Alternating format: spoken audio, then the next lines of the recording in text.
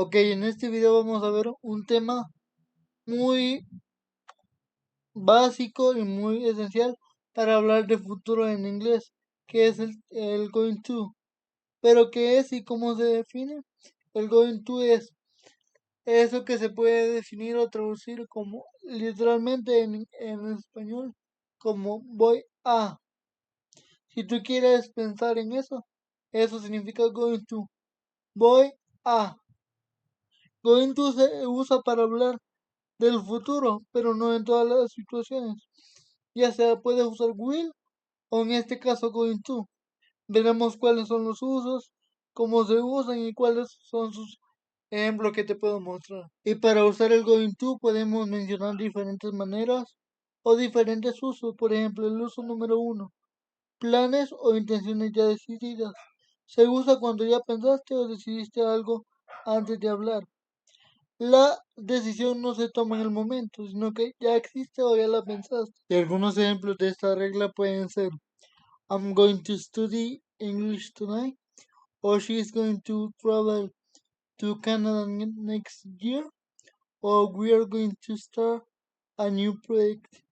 La regla básica o la regla clave es que si el plan ya existe, siempre lleva going to. Otro contexto en el que podemos usar going to es cuando hay evidencias claras de que algo en el presente va a suceder o pasar.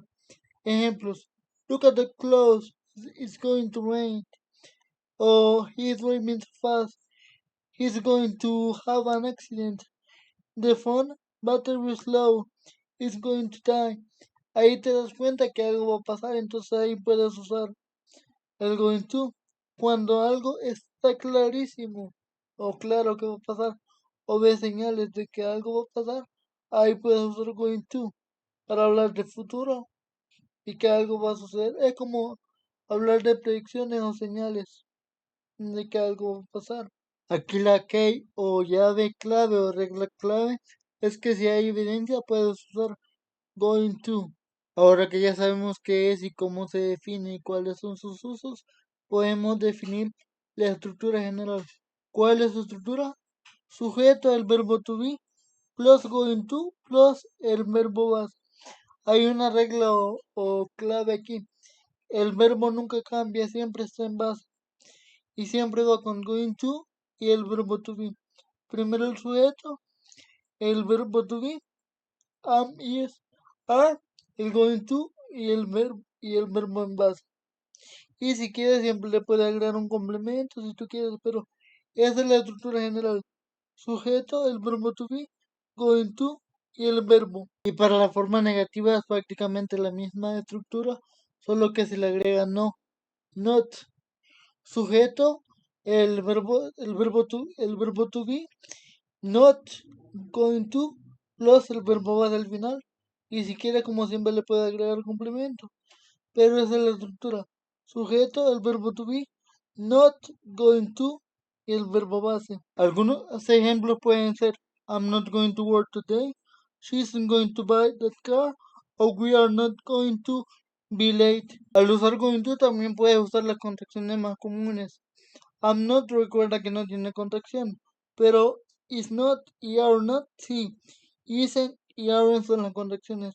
Recuerda que también puedes usar las contracciones para hablar un poquito más fluido y más rápido en inglés. Y para el caso de las preguntas seguimos esta estructura. El verbo to be de primero, el sujeto de segundo, going to y de último el verbo en base. Algunos ejemplos pueden ser Are you going to study tonight? O is she going to call you?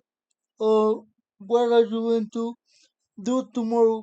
En algunas preguntas o para en este caso de preguntas no utilizamos do o does. Siempre utilizamos el verbo to be como primera parte. No utilizamos ningún tipo de auxiliares, solo en este caso el verbo to be. Y lo repito, la estructura. El verbo to be, sujeto, going to y el verbo base. Y si quieres algún complemento.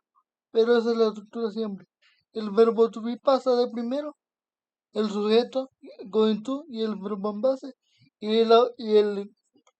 el signo de pregunta. Para que quede más claro este tema te tengo una comparación.